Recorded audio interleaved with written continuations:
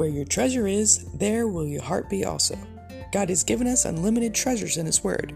Every time we open it, we can discover a new treasure or admire an old one.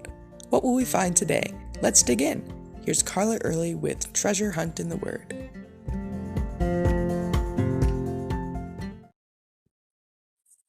Recently, I spent the better part of a day in a car with a coworker who has a charming natural Southern accent. Later, I noticed myself talking with a slight twang. In fact, it must have been more than slight because when I tried to dictate a text to my phone, it came up with all sorts of funky words, trying to figure out what I said. Apparently, I'm pretty impressionable. Later, I'd been talking with another coworker and found myself using gestures similar to hers when I told a story.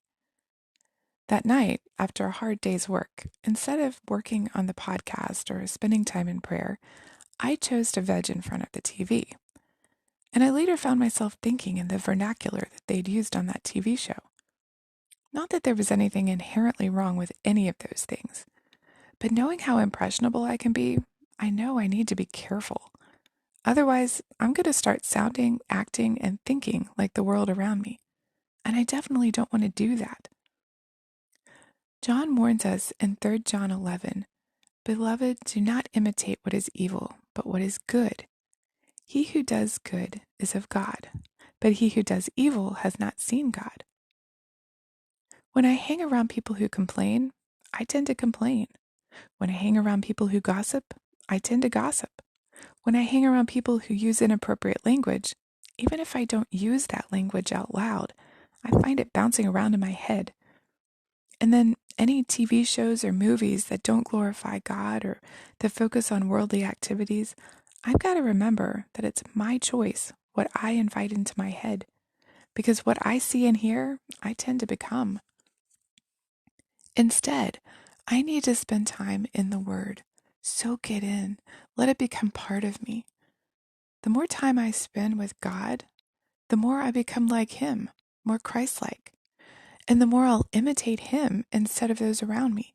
And the more I'll be able to evaluate the right and wrong of what I see and hear, and be able to choose the right from all this cluttered mess of the world. Spending time with the Lord and His Word helps me imitate Him and pick up habits for a lifetime that will override anything I pick up from friends and acquaintances. How about you? Is there an ungodly habit you realize you've picked up along the way by imitating the things of this world? Perhaps God is convicting you of something right now. Ingrained habits are hard to break. So catching things and praying over them that God would help you get it out of your life is important, as well as being so enveloped in the Word of God that your spirit immediately rejects imitating the world. We've got to continually be alert. Just like it says in 1 Peter 5:8, "Be alert and of sober mind. Your enemy, the devil, prowls around like a roaring lion looking for someone to devour, and you don't want that to be you." You can contact us at treasurehuntintheword@gmail.com. We'd love to hear the treasures God has given you through His Word. You can listen to other episodes at our website, which you can find in the description below.